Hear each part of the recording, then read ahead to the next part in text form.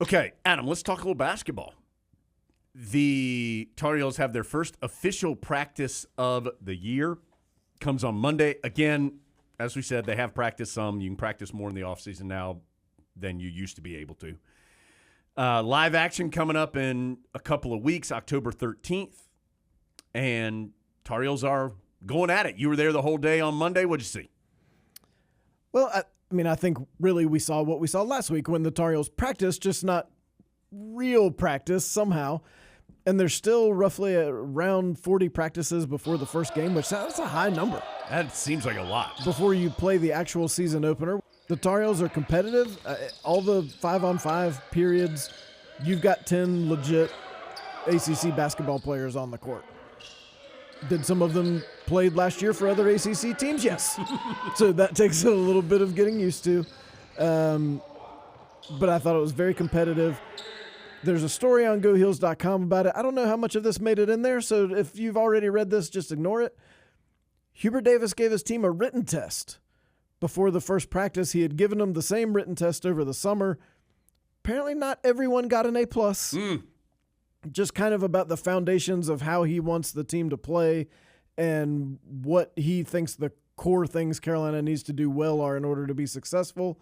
So he gave them the test again before practice on Monday and told them if anyone does not do well this time, that person will not practice.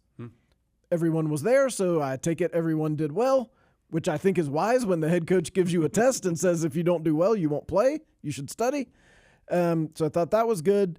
And I think, as we've seen at some of the other practices, I think there's been a pretty clear effort to try to set a bar of expectations for what is and isn't acceptable in terms of just effort and daily execution. You saw Jeff Lebo on Monday really got on the team after about halfway through the practice, and he said, we're not going to let this go this year. Last year we would have a really good first half of the practice, and then the second half of the practice, some details would slip. I'm paraphrasing.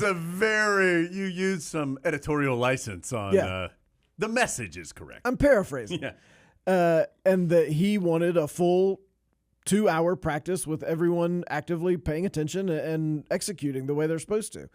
And it always does, though. On the first day, that always resonates. Right. Yeah, I was going to say, you could tell at least, and I was there for some of the practice, there was just high energy, a lot of talking, a lot of excitement, and it's practice one.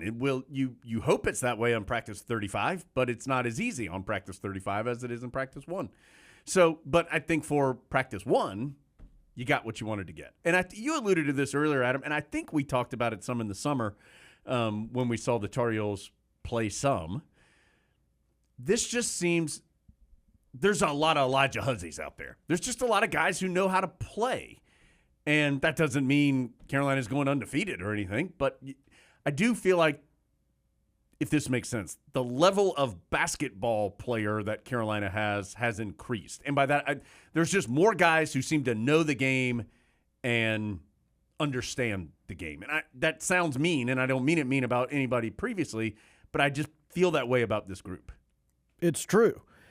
One of the most interesting things to me is going to be Carolina obviously has 2 known quantities in R.J. Davis and Armando Bacot.